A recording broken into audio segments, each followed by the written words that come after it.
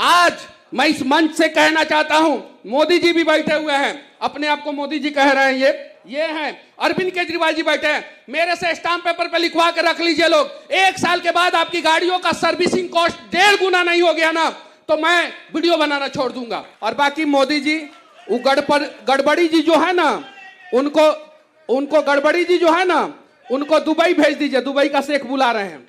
उनको तो भेज देंगे, लेकिन मुझे ऐसा लगता है जिस प्रकार की इसने बातें करी है, मुझे इसको 90 दिन के लिए गायब करना पड़ेगा। एक बार सरकार 9 महीने के लिए गायब किया था, फिर आए और मजबूती के साथ आए।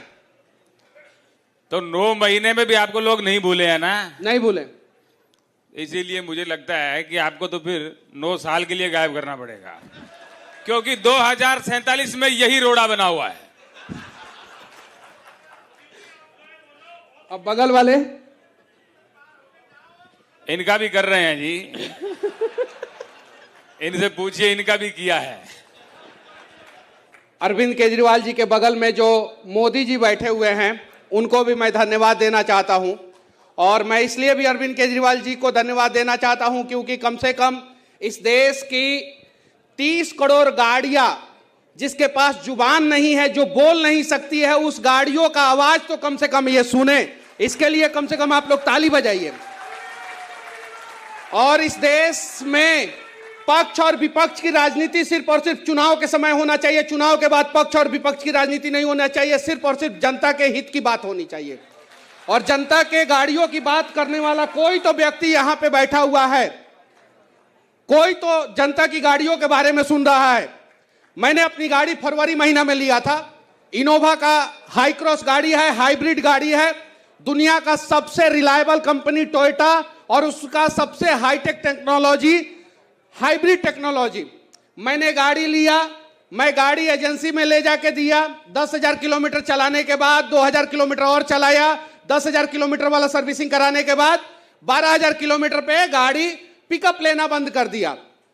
जो नॉर्मली समस्या आ रहा है, लोग कह रहा है कि भाई आपकी गाड़ी पे E20 लगा दिया गया है तो आपकी गाड़ी कैपेबल है, आपका पेट्रोल पंप कैपेबल है कि नहीं, E20 के लायक है कि नहीं आपका पेट्रोल पंप, पहले ये तो बताइए। इस देश में 1,03,000 पेट्रोल पंप है, जिसमें से सिर्फ और सिर्फ 5 से 7,000 पेट्रोल पंप E20 कैपेबल है। बाकी सब पेट्रोल पंप जो फ्यूल को स्टोरेज करता है, उसका स्टोरेज कैपेसिटी E20 के लायक नहीं है। जिस ट्रक से रिफाइनरी से फ्यूल पेट्रोल पंप तक पहुंचता है, वो ट्रक एथेनॉल के लिए अलग होना चाहिए, पेट्रोल के लिए अलग होना चाहिए, डीजल के लिए अलग होना चाहिए। और सरकार क्या कह रहा है कि हम रबर पार्ट्स बदल के देंगे। रबर पार्ट्स कितने का आता है? 300 रुपया का रबर पार्ट्स आता है। आपका सबसे पहले गाड़ी में क्या खराब हो रहा है? फ्यूल पंप खराब हो रहा है। फ्यूल पंप 10,000 रुपया से लेकर 2 लाख रुपया तक आता है, उसके बारे में कोई सरकार बात ही नहीं कर रहा है। रबर पार्ट कब खराब होगा?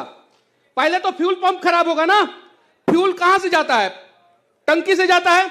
किसके थ्रू जाता है? फ्यूल पंप के थ्रू जाता है। डीजल का फ्यूल पंप अलग आता है, पेट्रोल का फ्यूल पंप अलग आता है, इथेनॉल का फ्यूल पंप अलग आता है, E20 का फ्यूल पंप अलग आता है। और जिसका E20 कैपेबल फ्यूल पंप नहीं है, तो सबसे पहले फ्यूल पंप खराब होगा। कंपनियां कह रही है कि भाई हम वारंटी क्लेम करेंगे। भाई यहां तो गाड़ी आगे और पीछे से ठुक जाती है तो कंपनियां कहती है कि हम आगे का देंगे, पीछे का नहीं देंगे। कहती है कि नहीं कहती है? कहती है कि नहीं? ईमानदारी से बताइए लोग, आप लोग।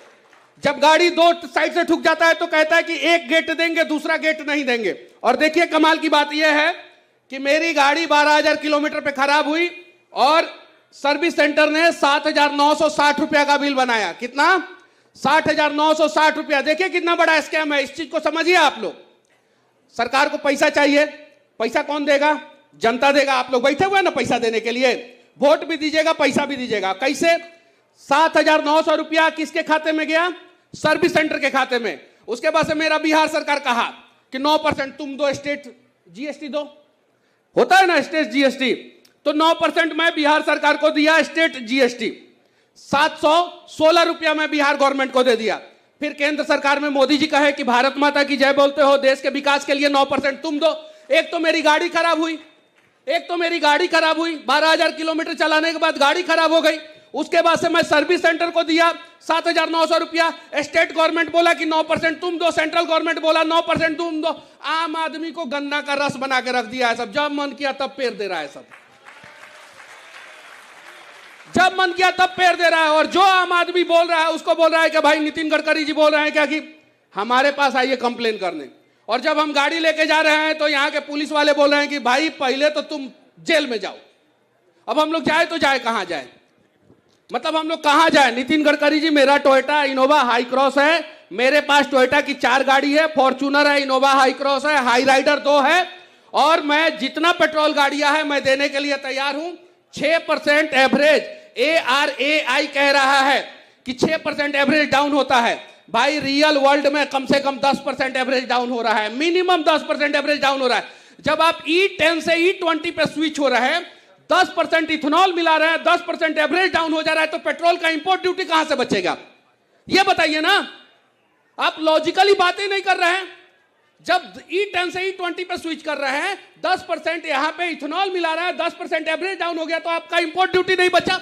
दूसरा चीज, आप चावल के दाम नाम पे किस प्रकार से MP में 1160 करोड़ रुपया का घोटाला कर लिए, 360 डिग्री घुमा के कुपोषण का चावल से इथेनॉल बनाना शुरू कर दिया लोग। ये लोग बताइए, इस प्रकार से स्कैम हो रहा है। आज मैं इस मंच से कहना चाहता हूं, मोदी जी भी बैठे हुए हैं, अपने आप को मोदी जी कह रहे हैं, ये हैं अरविंद केजरीवाल जी बैठे हैं, मेरे से स्टाम्प पेपर पे लिखवा के रख लीजिए लोग। 1 साल के बाद आपकी गाड़ियों का सर्विसिंग कॉस्ट 1.5 गुना नहीं हो गया ना, तो मैं वीडियो बनाना छोड़ दूंगा।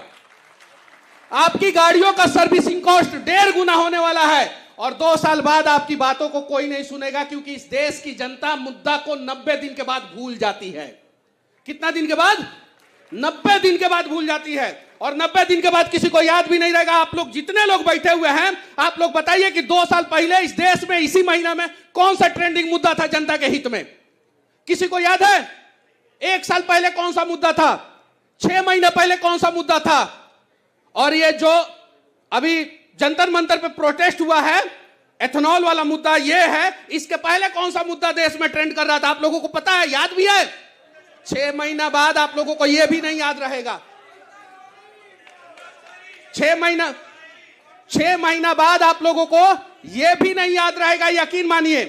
बस मैं आप लोगों से कहना चाहता हूं कि साथ दीजिए, जो भी आदमी सही काम करे उसका साथ दीजिए। और अभी सही चीज के लिए ये आवाज उठा रहे हैं आप लोग, कम से कम जो गाड़ियां आवाज नहीं बोल नहीं सकती है उसके साथ नहीं खड़े होंगे तो आपके बच्चों के भविष्य के साथ कोई नहीं खड़ा होगा। आप लोगों में से जितने लोग हैं माता पिता हैं, आप लोग कसम खा के बोलिए कि आपके बच्चे शुद्ध हवा ले रहे हैं क्या? शुद्ध पानी ले रहे हैं क्या? तो जो आदमी अपने बच्चों के लिए शुद्ध हवा शुद्ध पानी का व्यवस्था नहीं कर सकता है, वो आदमी अपनी गाड़ियों के लिए सरकार से लड़ेगा क्या?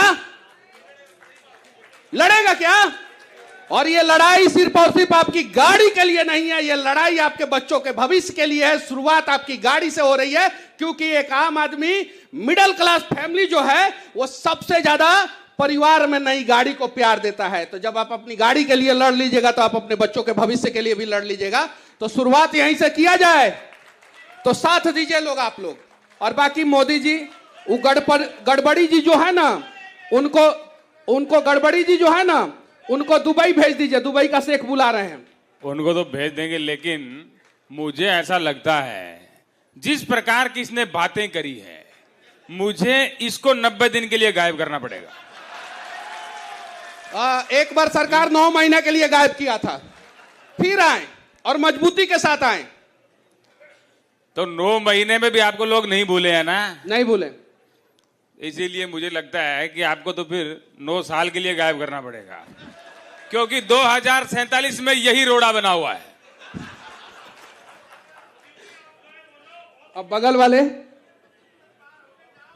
इनका भी कर रहे हैं जी, इनसे पूछिए, इनका भी किया है, लेकिन आ गए ना वो सामने। लेकिन जिस प्रकार की मैंने आज ये लोगों का हुजूम देखा, ये हजारों लोग देखे, मैंने आते ही कहा ये E20 के समर्थन में आए हैं, क्योंकि मुझे लगा ये हजारों लोग समर्थन में होंगे। मोदी जी आपके मुंह से हजारों शोभा नहीं देता, लाखों कहिए। मैं जिस प्रकार का मोदी हूं, हजारों ही बोलता हूं।